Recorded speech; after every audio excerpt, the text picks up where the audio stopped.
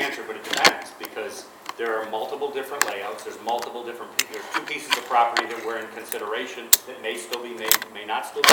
It depends whether they're attached. 12 acres approximately. If you take attached and detached, I mean, by new urban standards, you should be probably looking at 8 to 10 per acre. Are we proposing that many? Probably not in these layouts. So how many are you proposing? Well, quite frankly, in the concepts, you can come up and look at each one of them, because there are a bunch of different ones. I mean, candidly, as many that will comfortably fit to get a nice neighborhood there that is going to also be self-supporting economically and add to the positive net tax revenue to the city. That's probably the answer, young lady. I just have a question and a comment. I've lived in town all my life. I've been up in Fletcher Street. I have friends that live on Fletcher Street. Obviously, the forefathers thought that possibly at one time we will develop this because they put the entrances off of Fletcher to possibly extend. You're exactly There's right. a road already there. Exactly right.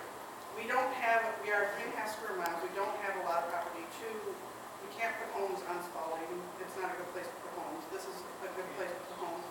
I just want to say, I bought a home in Gastown. It was a new development, and the people that were living there before I got there did not want us to be there. They were used to having an empty field. But now, And now they are my best friends.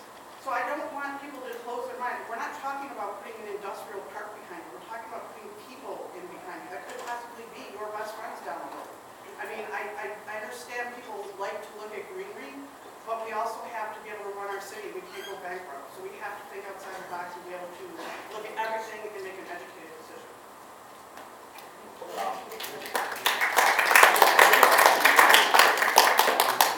What are the average lot I'm sizes? sorry, can't hear. What are the average lot sizes for the three types of homes? Some of them don't have lot sizes because it's one parcel that has homes built on it. So they don't, that would be if it had common ownership, and that way the grass is cut by the association. Could be cut by the residents there, by the way. It may not be outsourced. We have another community where people want to cut the grass themselves, and they are right now because they want to save money. On the single-family detached home sites on the public road, the lot sizes, I believe they're probably 60 feet frontage. I know we only have a little bit, yes, Mr. Pelosi. First of all, I talked to some folks that bought some of your products, and everyone told me you will quality products. So that's a good thing. Thank you. But one of my concerns, Dave, is I believe in Markham on that. We have a rather large development that really isn't getting off from zero there. Don't know why. I'm not saying it's your fault. I'm not sure whose fault it is. Well, There's going to be some sunset clause to this so that, you have to live up to and Yeah. the city gets the benefit of the project getting done. fair question. So we have a property in North Tonawanda that we have, well, I don't know if you hear about this comment, but you don't want to ever compete against yourself in business, okay?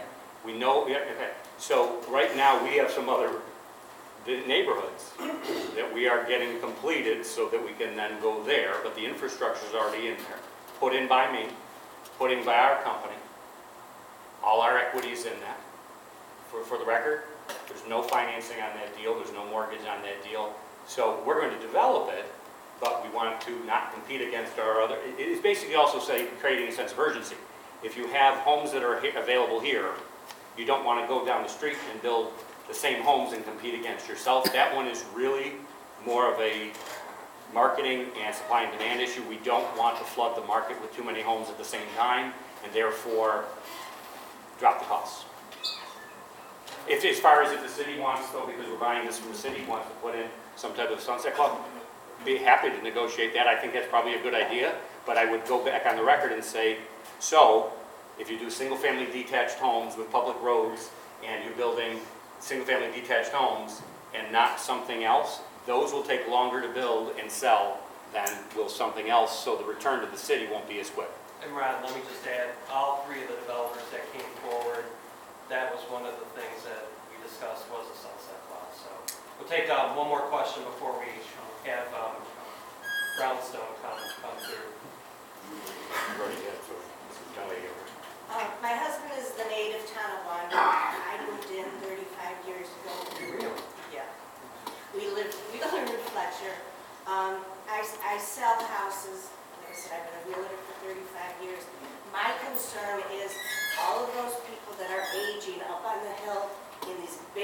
houses and want to stay in the city, I have no options to sell.